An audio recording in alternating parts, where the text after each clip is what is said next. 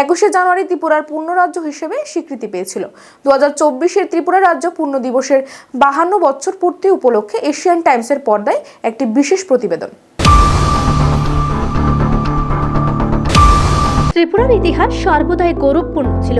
মালিক্য বংশের সম্রাটদের প্রতাপ থেকে শুরু করে আজ পর্যন্ত একটি রাজ্য রূপে ত্রিপুরা তার ভূমিকাকে মজবুত করেছে। ত্রিপুরার জনজাতি সমাজ থেকে শুরু করে অন্যান্য সমাজের সদস্যরা সকলে ত্রিপুরার উন্নয়নের জন্য অনেক পরিশ্রম করেছেন, ঐক্যবদ্ধভাবে অনেক চেষ্টা করেছেন। মা ত্রিপুরা সুন্দরীর আশীর্বাদে ত্রিপুরাবাসী প্রত্যেক প্রতিকূলতার বিরুদ্ধে হিম্মত নিয়ে মোকাবিলা করেছেন।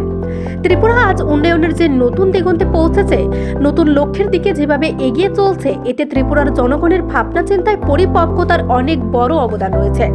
পূর্বতন সরকার থেকে বর্তমান সরকার রাজ্যকে অনেকটা এগিয়ে নিয়ে যাচ্ছে বলে রাজনৈতিক বিশ্লেষকদের ধারণা এবং রাজ্যের জনগণের ধারণা। সার্থক পরিবর্তনের 5 বছর এই পরিপক্কতার প্রমাণ। আজ ত্রিপুরা অনেক সুযোগ সৃষ্টির রাজ্য হয়ে উঠেছে। আজ ত্রিপুরার সাধারণ মানুষের ছোট্ট ছোট্ট প্রয়োজন মেটাতে ডাবল ইঞ্জিনের সরকার প্রতিনিয়ত কাজ করে চলেছে। সেজন্য উন্নয়নের অনেক ক্ষেত্রে ত্রিপুরা আজ খুব ভালো ফল দেখাচ্ছে। আজ যোগাযোগের বিভিন্ন মাধ্যমের বড় বড় পরিকাঠামো গড়ে তোলার প্রক্রিয়াকে ত্বরান্বিত করে এখন এই রাজ্যে ট্রেড করিডোরের হাব হয়ে উঠছে। এত দশক ধরে ত্রিপুরাবাসীর জন্য অবশিষ্ট ভারতের সঙ্গে যুক্ত হওয়ার একমাত্র উপায় ছিল সড়ক পথ। বর্ষার সময় যখন ধস নেমে সড়কপথ বন্ধ হয়ে যেত, তখন ত্রিপুরা সহ গোটা উত্তর পূর্ব ভারতের প্রয়োজনীয় পণ্যের অভাব সর্বস্তরে অনুভূত হতো। আজ সড়কপথের পাশাপাশি রেল, বিমান এবং ইনল্যান্ড ওয়াটারওয়ের মতো অনেক মাধ্যম ত্রিপুরা পাচ্ছে। পূর্ণ রাজ্য হিসেবে গড়ে ওঠার পর অনেক বছর ধরে ত্রিপুরা বাংলাদেশের চট্টগ্রাম বন্দর ব্যবহার করার দাবি জানিয়ে আসছিল।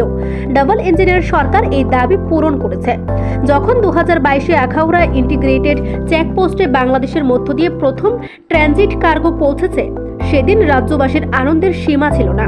রেল যোগাযোগের ক্ষেত্রে ত্রিপুরা দেশের অগ্রগণী রাজ্যগুলির মধ্যে অন্যতম হয়ে উঠছে। কিছু বছর আগে মহারাজা বীর বিক্রম এয়ারপোর্টেরও সম্প্রসারণ করা হয়েছে। সব দিক থেকে ত্রিপুরা এখন ভারতের মানচিত্রে এক গৌরবময় রাজ্য হিসেবে পরিগণিত হচ্ছে। Bureau report, Asian Times.